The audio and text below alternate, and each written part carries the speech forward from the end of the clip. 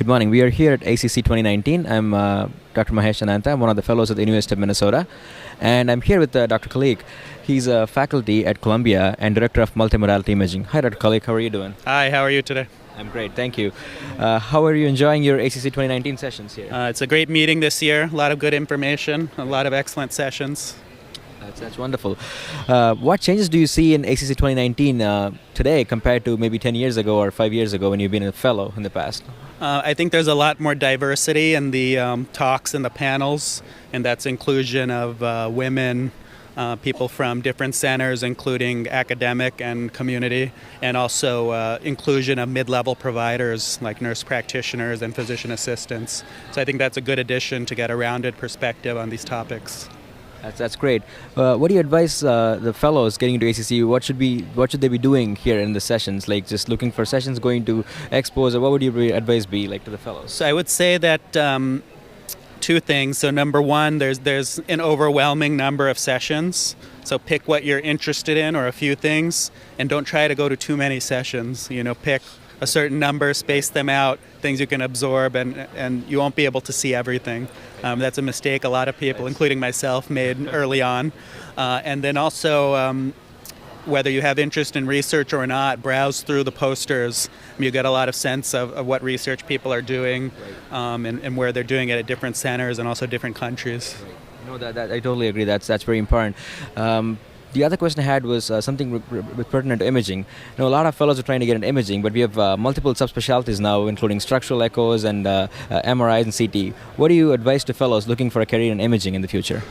So, number one, make sure you're committed to that career, not only just based on lifestyle, because in the end, if you don't enjoy it, you will not thrive. Number two, basically do what you're interested in. If your interest is structural imaging, go to a program that's very strong in that. If your interest is molecular imaging, go to a program strong in that. And I would recommend that you start with a disease state rather than a modality. So I'll give you my example. My interest was structural imaging. So obviously I went to Columbia, which has a very strong presence, and I focused on first echo and CT, which are the core of structural imaging. And then, now I've also gotten trained in cardiac MRI, and that's because I'm just interested in it. I like it.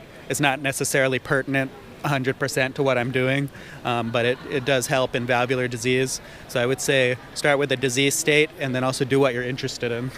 No, that's great advice. Thank you for that. Regarding social media, how active are you and how do you like people posting stuff on social media? So I was totally against it until about a year ago.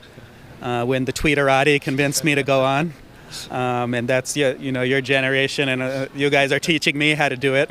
But I think at this point it's necessary for fellows and especially people early in their training to make their presence on Twitter, get out there, network, and that not only is self-promotion, but it also helps you to kind of meet other people that you wouldn't otherwise meet and see what you're interested in, see what they have to offer in terms of further training, jobs, etc. So it's a great networking platform.